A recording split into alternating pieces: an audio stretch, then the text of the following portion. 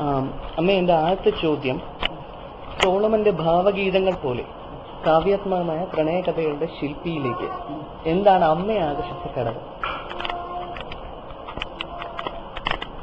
അതായത് പത്മനാഭൻ സാറിന്റെ എന്ത് കഴിവാണ് അമ്മ അദ്ദേഹത്തിലേക്ക് ആകർഷിച്ചത്? പുസ്തകത്തിൽ എഴുതിയിട്ടില്ലായിരുന്നു. പുസ്തകത്തിൽ എഴുതിയിട്ടില്ലായിരുന്നു. അതെ. ഒരിക്കൽ ഞങ്ങൾ ആകാശവാണിയിൽ വർക്ക് ചെയ്യുന്ന സമയത്ത് അന്ന് ഈ പറയുന്ന സൗന്ദര്യം അദ്ദേഹത്തിനില്ലായിരുന്നു. നല്ല കണ്ണൊക്കെ ആയിരുന്നു, മേലിന് ഒരു കൊച്ചു പയ്യൻ എന്നുള്ളത് എനിക്ക് തോന്നിയിട്ടുണ്ട്. അപ്പൊ ശരിക്കും ഇത്തിരിയൊക്കെ പല്ലൊക്കെ പൊങ്ങി, അങ്ങനെ എനിക്ക് തോന്നിയിട്ടുണ്ടായിരുന്നു. അപ്പം അവിടെ ഒരു കണ്ടൂറിനെ പ്രേമിക്കത്തക്ക വണ്ണം യാതൊന്നും ഉണ്ടായിരുന്നില്ല. പക്ഷെ ഒരു എന്തിനായിരുന്നു, എന്തൊരു നാഷണൽ സോളിഡാരിറ്റി ഡേ നമുക്ക് ഒരു ഓത്ത് ടേക്കിംഗ് ഉണ്ടായിരുന്നു. അപ്പോൾ ഇംഗ്ലീഷില് അതിന്റെ ഒരു ഇത് വന്നു. എന്നിട്ട് അതിനെ ട്രാൻസ്ലേറ്റ് ചെയ്തിട്ട് നമ്മൾ അത് ചൊല്ലി ഓർത്തെടുക്കണം. ഞങ്ങൾ 3 അനൗൺസേഴ്സാണ്. വിഷ്ണു നമ്പൂരി, മറ്റേ വെൺമണി വിഷ്ണു, ഞാന് കട്ടടയായിരുന്നു. അപ്പൊ ചോദിച്ചപ്പോ ഞങ്ങൾ രണ്ടുപേരും ഒഴിഞ്ഞു, ട്രാൻസ്ലേറ്റ് ചെയ്യാൻ വയ്യാന്ന് പറഞ്ഞു. അപ്പൊ ഇദ്ദേഹമായിരുന്നു വളരെ ഭംഗിയായിട്ട് നല്ല ഭാഷയിൽ അങ്ങ് ട്രാൻസ്ലേറ്റ്. അപ്പൊ എനിക്ക് ഒരു എന്നേക്കാൾ കഴിവുള്ള ഒരാള് എന്നുള്ളൊരു തോന്നലുണ്ടായി. അതാ.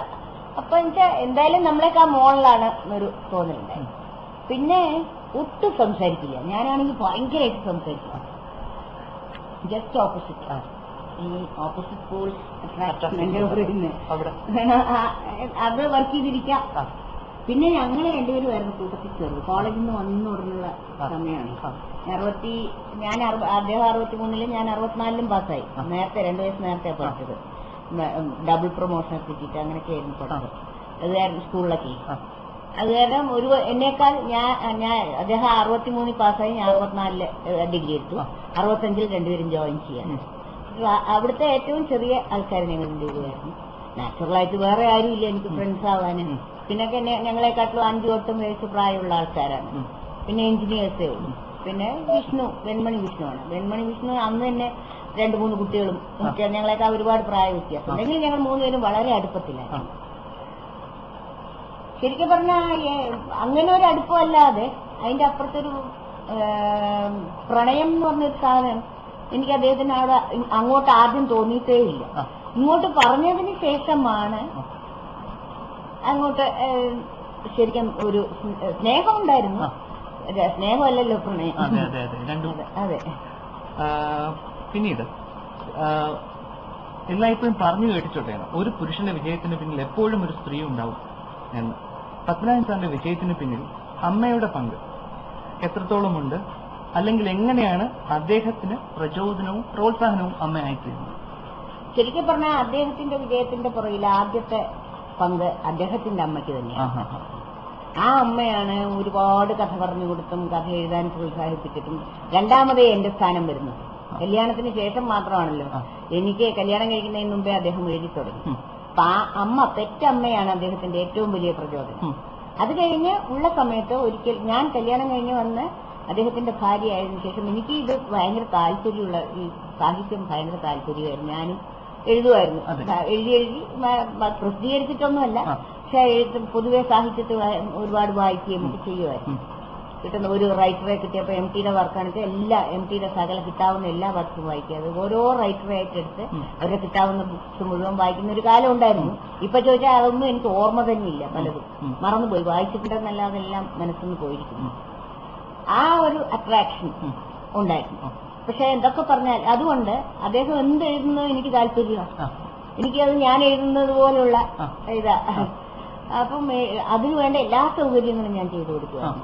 ഒരിക്കലും ഇപ്പൊ ഹോസ്പിറ്റലൊക്കെ ആരെങ്കിലും ഒക്കെ ആ കാലത്താണെങ്കിൽ എന്നും അമ്മ തന്നെ എത്രയോ പ്രാവശ്യം ഹോസ്പിറ്റലായി. എന്റെ അച്ഛൻ ഹോസ്പിറ്റലായി, ചേട്ടൻ ഹോസ്പിറ്റലായി, ബ്രദർലോ ഹോസ്പിറ്റൽ, അങ്ങനെ പല വേറെ ബ്രദർലോയുടെ വൈഫ് ഓപ്പറേഷൻ, ഇങ്ങനെ പലതും മാസയ്ക്ക് പറയുമായിരുന്നു. മുമ്പുണ്ടായിരുന്ന കാർ, ആദ്യം ഞങ്ങൾ വാങ്ങിച്ച കാറ് വെറുതെ കീ കൊടുത്തു വിട്ടാൽ ഹോസ്പിറ്റലിൽ പോയി നിൽക്കുന്നു, മെഡിക്കൽ കോളേജിൽ പോയി നിൽക്കുക, ഇങ്ങനെ ഒരു അദ്ദേഹം തന്നെ പറയുമായിരുന്നു.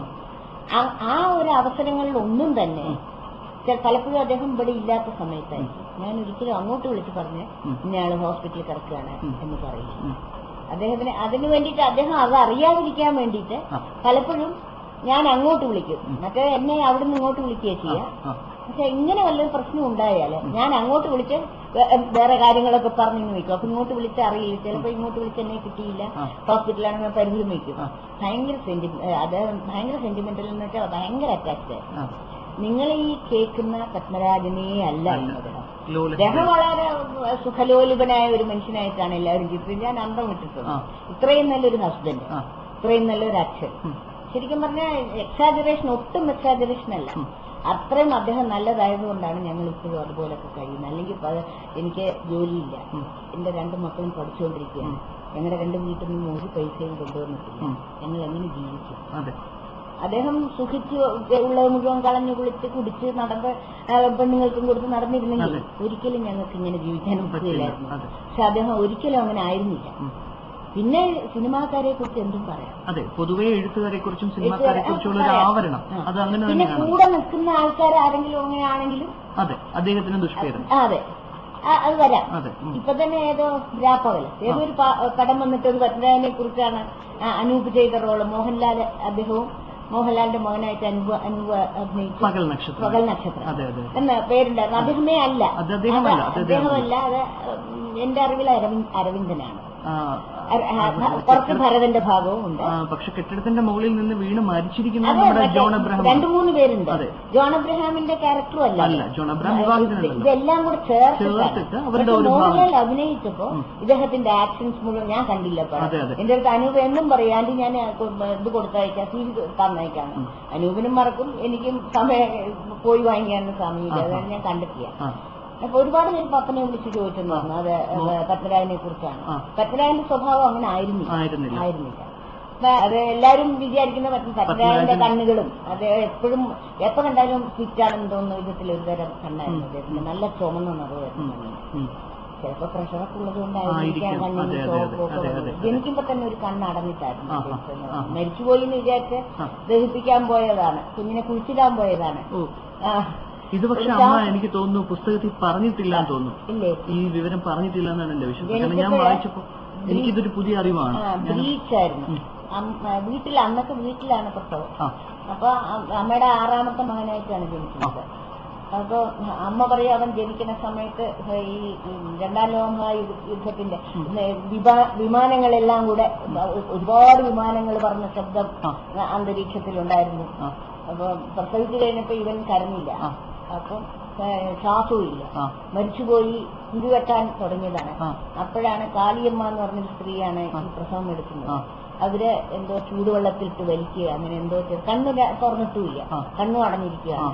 പിന്നെ ബ്രീച്ച് എന്ന് പറഞ്ഞാൽ സാധാരണ ശിരസ്സാണ് ആദ്യം വരിക, അദ്ദേഹത്തിന്റെ ശിരസ്സല്ല വന്നത്, ഭൂമിയെ നമിച്ചോണ്ടല്ല വന്നത്, ചവിട്ടിക്കൊണ്ടാണ് വന്നത്.